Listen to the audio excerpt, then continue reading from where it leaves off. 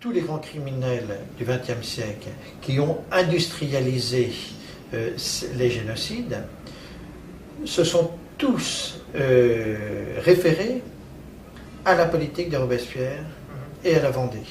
Ce qu'on ne sait pas. Lorsque Lénine extermine des peuples entiers en Russie, il le fait au nom de Robespierre et il prend comme modèle le génocide vendéen. Et évidemment, quand Hitler... enfin, évidemment, j'ai pas lu le livre, mais j'y renvoie. Bien sûr, Hitler, c'est la même chose, Pol Pot, Mao, etc. Le référent, c'est le jacobinisme français.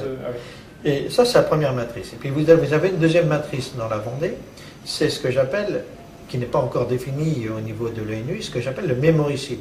Tout à l'heure, on a vu qu'il y a eu la conception, la réalisation, la complicité tant dans la conception que la réalisation, mais personne n'a parlé de la mémoire.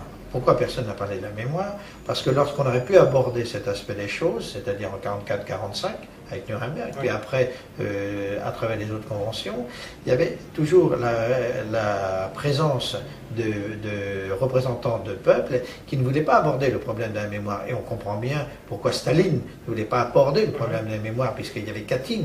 Pourquoi les Turcs ne voulaient pas aborder le problème de la mémoire, parce qu'il y avait les Arméniens, etc. etc. Bon. Donc, le problème de la mémoire, comment dire, n'avait pas été intégré au concept de génocide. Donc, pour le moment, nous n'avons que 3 crimes de génocide. Il manque le 4e crime. Et ce crime, je suis en train de le définir. Qu'est-ce qu'un mémoricide?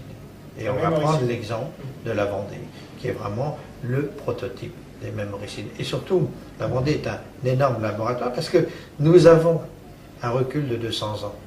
Nous avons une expérience de manipulation de 200 ans. Et c'est si vrai, et c'est ce que vous me disiez en arrivant tout à l'heure, comment cela se fait-il qu'il a fallu attendre 1985 pour aborder le problème de la réflexion sur la nature de la répression en Vendée. C'est un problème. C'est très français, ça. Non, de ne pas pouvoir se pencher sur son histoire. C'est pas français, c'est un problème que nous rencontrons dans tous les grands pays. Regardez les États-Unis, regardez le Canada, l'Australie, la Grande-Bretagne, etc. Il y avait plus de facilité à faire des films tout de suite sur la guerre du Vietnam. Oui, mais de là à la reconnaissance du génocide indien, par exemple, c'est très difficile d'aborder cette question-là. Regardez la Turquie, le problème qu'elle a de reconnaître le génocide arménien, justement, etc. je ne mets pas tout sur le même plan, là, pour le coup. Alors, il semble que le monde anglo-saxon a plus de facilité. Comment dire, on accepte plus comment dire, ces évolutions historiques. De là, les intégrer et en tirer une conclusion, une loi générale, c'est autre chose. C'est autre chose. Donc, la Vendée, c'est vraiment une matrice. Et c'est une matrice à caractère unique, spécifique, qu'il faut exploiter au maximum pour en tirer des conclusions et pour en tirer une loi universelle. Bon. Alors on a largement dépassé le temps qui nous était imparti, mais c'était passionnant, et puis on vous voit quasiment jamais dans les médias, je pense que vous n'êtes plus jamais invité depuis Apostrophe, donc c'était vraiment un plaisir de vous recevoir. Je ne résiste pas à la question, est-ce que vous demandez à réintégrer l'université française? Est-ce que vous voulez profiter de cette émission pour lancer peut-être un appel ou pas?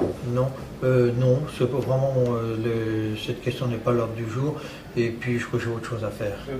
Vous avez tiré un trait sur l'université française? N'allons pas vers l'insignifiant. Très bien. Bon, des mots durs, mais ce sera votre mot de la fin. Merci à vous d'avoir suivi cette émission jusqu'à son terme. J'espère qu'elle vous aura intéressé autant qu'à moi. Et la liberté d'expression ne vaut que si elle est partagée par tous. Ne l'oubliez jamais. Et à très bientôt.